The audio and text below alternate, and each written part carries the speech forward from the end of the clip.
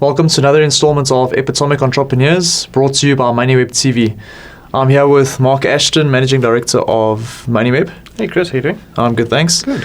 Marc, do you mind just telling us a bit about yourself and what you do at Moneyweb? Sure. So I'm the MD at Moneyweb. I'm MD of the listed company. We are second or third smallest listed company on the JSE. Official title will be MD, but it's probably more chief cook and bottle washer. Effectively I'm a director of the company, but big part of my job is effectively sales. My background has been around journalism. I started out as a financial journalist 10, 15 years ago. Have done the thing from an editorial perspective. Now more of a sales type role that I'm involved in at the moment.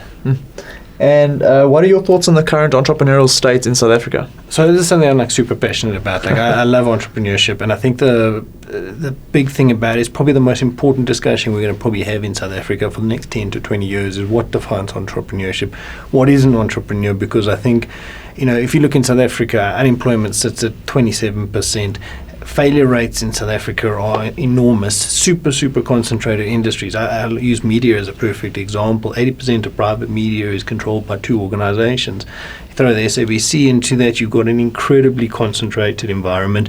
So, I remember interviewing a couple of guys who wanted to start a magazine once.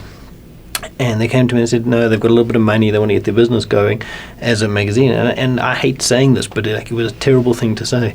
But I just said to the guys, you're actually on a hiding to nothing. You can't start a business in the media space. It'll cost you too much. The main players control distribution, they control printing, they control editorial. You're not going to get out of the starting blocks. And for me, that's a really frustrating thing to say because, I want to support entrepreneurs. You want to see them succeed. But that environment is too, I don't know, what are we, since 1994, we're kind of 24 years down the line. We've gone a long way, in 23 years down the line, and we've gone a long way from a economic perspective, but a lot of what has happened pre that resulted in a lot of what they call vertical and horizontal integration. So guys were buying the next people down in their supply chain or further up in terms of the production side of things.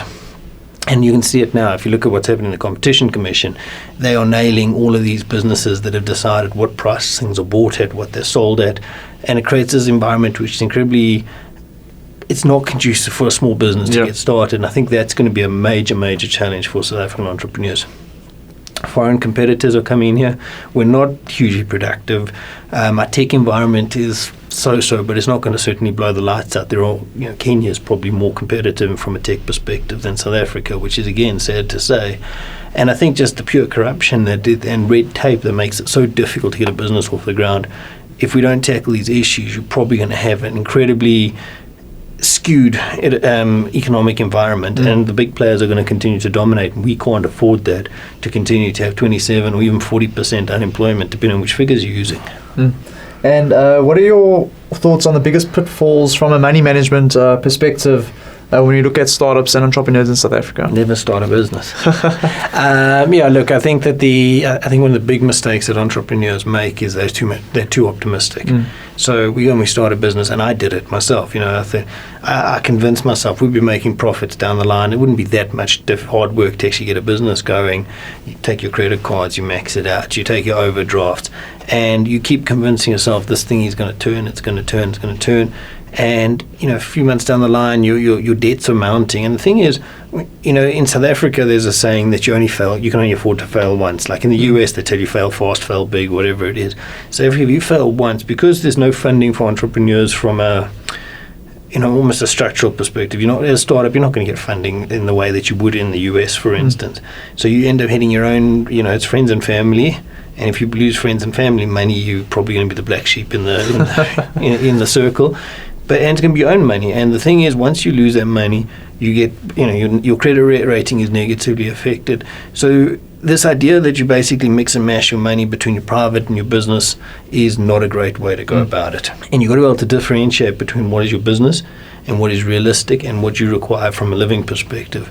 Because yes, it is your source of financing, but you've got to know at some point to say, sorry, we can't actually do this anymore from a structural perspective.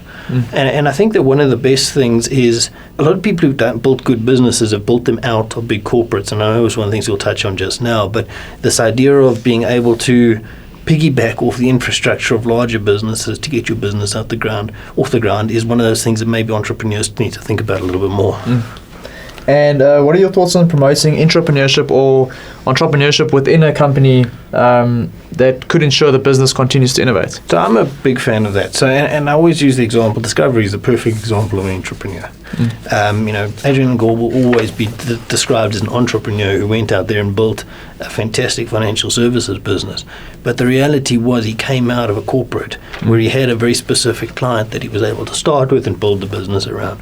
There are the best examples in terms of your cheapest source of funding is actually likely to come from pursuing a business in intrapreneur basis or on entrepreneur basis, because what are the big things? You can't afford to pay salaries as a startup. Yeah. Marketing is a big thing. Marketing or distribution perhaps are the next biggest things.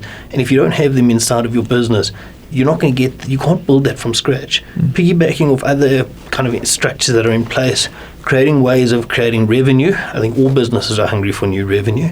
If you can do that and you can kind of build or work with a corporate, I don't think it's the worst way to go about it. I think entrepreneurs get to the situation where they want to, it's their thing, it's the thing that they started, it's their passion, and they forget that, you know what, like actually you need to get out the starting blocks and you've got to do it with the least amount of damage to your personal balance sheet.